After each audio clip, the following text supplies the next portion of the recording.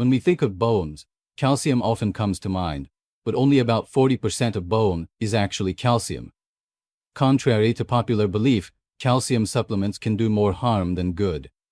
Did you know that bone density begins to decrease in women after the age of 18 and in men after 20? Osteoporosis is a disease characterized by the weakening and loss of bone density, which increases the risk of fractures. Approximately 200 million people are affected by osteoporosis. 1 in 3 women and 1 in 5 men over the age of 50 will experience osteoporotic fractures. Arthritis is a condition that causes inflammation and pain in the joints, and it has various types. In the US, about 1 in 4 adults has been diagnosed with some form of arthritis. Therefore, understanding and protecting our bones is extremely important.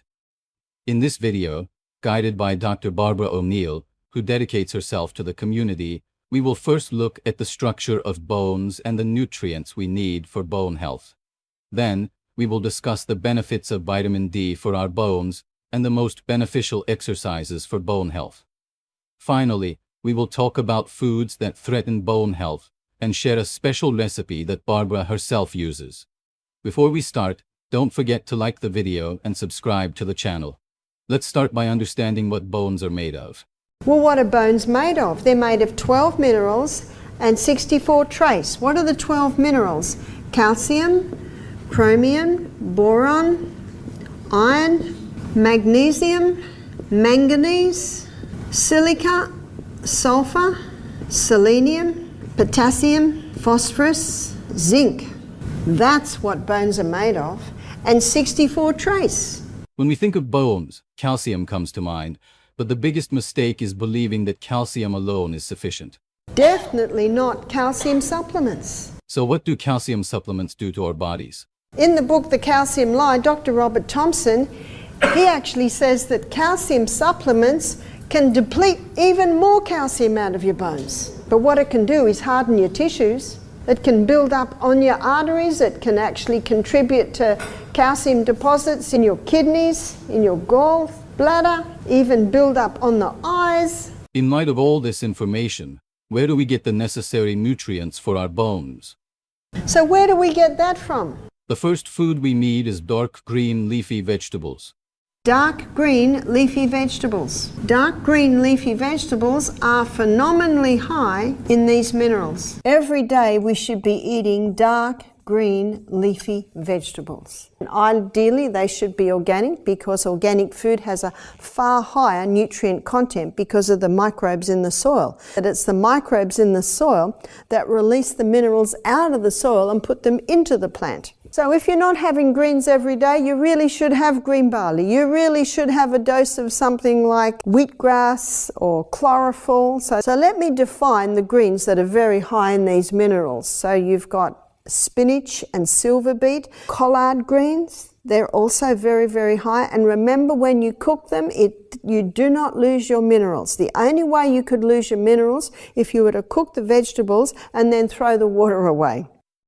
Next, the food you need to eat daily for strong bones is salt. Seawater, because it's the exact same mineral balance and proportion as is found in the body. All we need to do is get the whole salt, Celtic salt or Himalayan salt, that has all of those minerals in it. Dr. Robert Thompson states that if you take a little crystal of salt in your mouth, give it a little chomp, drink your glass of water, you do that with every glass of water, that's 8 times a day. Following this is sesame seeds. One food that's phenomenally high in calcium, and it's in with the other minerals, so it's in a good form, and that is sesame seed. And a great way to use sesame seed is as tahini. My kids used to love tahini and honey on toast.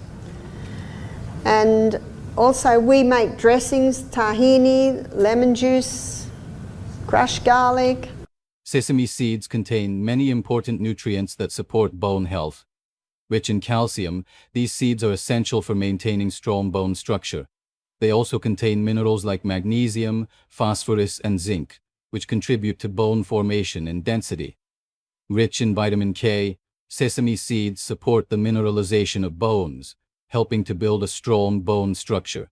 Raw sesame seeds contain many beneficial substances like calcium, magnesium, healthy fats, and fiber. However, when lightly roasted, their flavor intensifies, digestion becomes easier, and their nutritional value is more readily absorbed by the body. The next food is dried figs, which Barbara particularly mentions for bone health. Dried figs. Dried figs are quite high. Dried figs are an excellent food source for bone health. Thanks to their high calcium, phosphorus, and magnesium content, they help strengthen bones.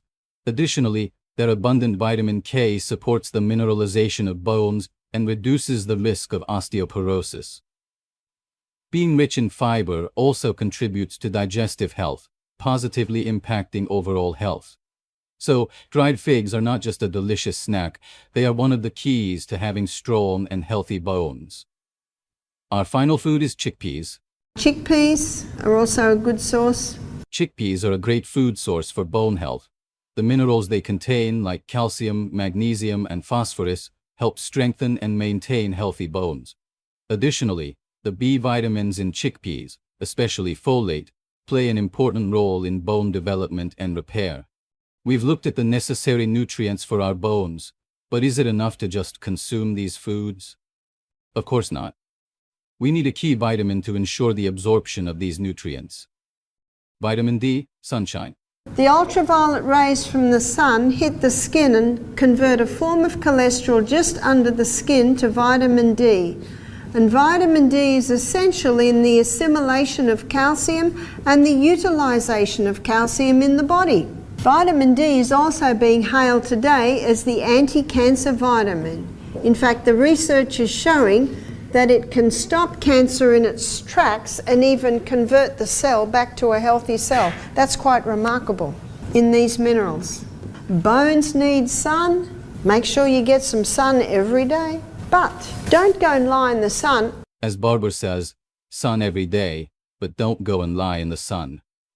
There are some points to consider when taking vitamin D. First, you should be outside during the sun's most effective hours, which is between 10 a.m. and 4 p.m.